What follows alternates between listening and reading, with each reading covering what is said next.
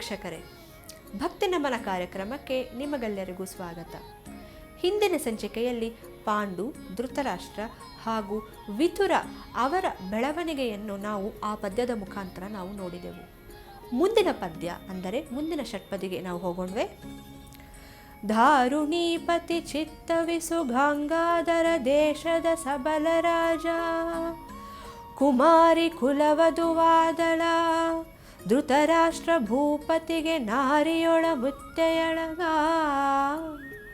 ಗಾಂಧಾರಿಯನಿಸಿ ಪತಿವ್ರತ ವಿಸ್ತಾರ ಗುಣದಲ್ಲಿ ಮೆರೆದ ನೆಲೆ ಬೆಳೆ ಸಮಸ್ತ ಜನ ಹೊಗಳೇ.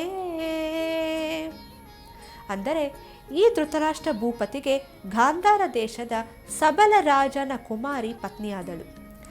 ನಾರಿಯರಲ್ಲಿ ಉತ್ತಮಳು, ಪತಿವ್ರತ ಗುಣದಲ್ಲಿ ಮೇಲೆನ್ನಿಸಿಕೊಂಡು ಗಾಂಧಾರಿ ಎಂದು ಪ್ರಸಿದ್ಧಳಾಗಿ ಸಮಸ್ತ ಜನರ ಹೊಗಳಿಕೆಗೆ ಪಾತ್ರಳಾದಳು.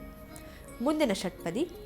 ಇತ್ತ ಕುಂತಿ ಭೋಜನೆಂಬ ನೃಶೋಪೋತ್ತನ ಭವನದಲ್ಲಿ ಮುರಹರ ನೆತ್ತ ಬೆಳುತ್ತಿರ್ದಳ, ವಸುದೇವನೈ ಪೂನಂಚೆ ಹೆತ್ತವರಿಗೋಲಸವರಿಗೆ ಮಹೋತ್ತಮ ಮರಿಗುಳಿದು ಕಿಳ, ಲೋಕದ ಚಿತ್ತ ಗುಹೆದನೆ ನಡೆವೆ ಗುಣದಲ್ಲಿ ಮೇಹುದಳ ಕುಂತಿ.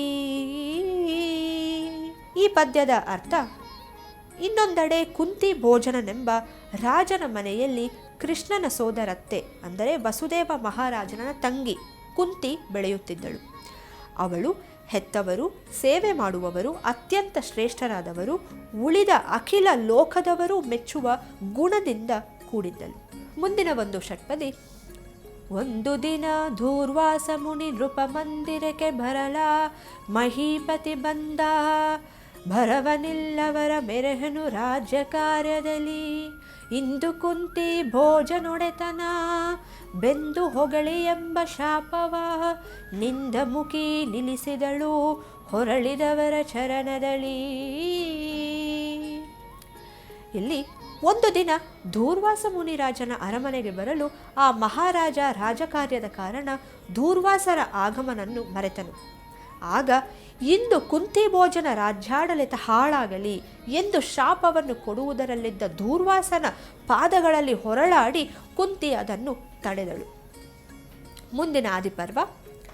ತರುಣಿಯೊಡನೆ ಗೋಡೆಂದು ಕನ್ಯಾ ಪರಮ ಭವನದಲ ಮುನಿಯನಪ, ಚರಿಸಿದಲು ವಿವಿಧಾನ್ನಪಾನ ರಸಾಯಂಗಳಲ್ಲಿ, ಹರ ಮಹಾದೇವಿ ಮಗುವಿನ ಧರಣೆಗಿ ವಿನಯೋಪಚಾರಕ್ಕೆ, ಹಿರಿದು ಮೆಚ್ಚಿದೆಂದು ತಲೆದೂಗಿದೆನು ಧೂರ್ವಾಸ.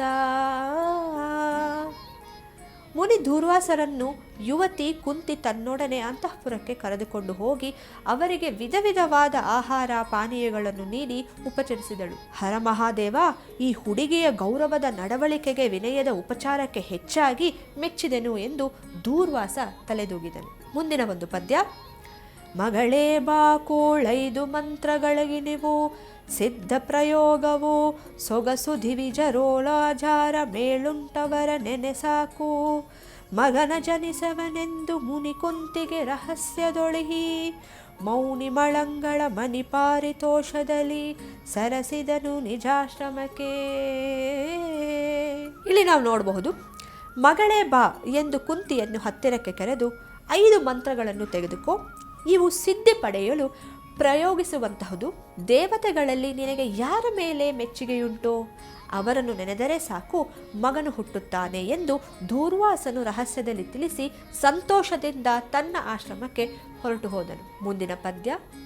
ಮಗುವು ತನದಲ್ಲಿ ಬೊಂಬೆಯಾಟಕ್ಕೆ ಮಗುವನೇ ತಹನೆಂದು ಬಂದಳು, ಗಗನದಿಯಲ್ಲಿ ಮಿಂದೊಳ್ಪಟ್ಟಲು ಲೋಹಿತಾಂಬರವ ವಿಗಡ ಮುನಿಪನ ಮಂತ್ರವನ್ನು ನಾಲೆಗೆಗೆ ತಂದಳು, ರಾಗಸದಲ್ಲಿ ಗಗನ ಮಣಿಯನ್ನು ನೋಡಿ ಕಣ್ಮಿಚ್ಚಿದಳು ಯೋಗದಲ್ಲಿ.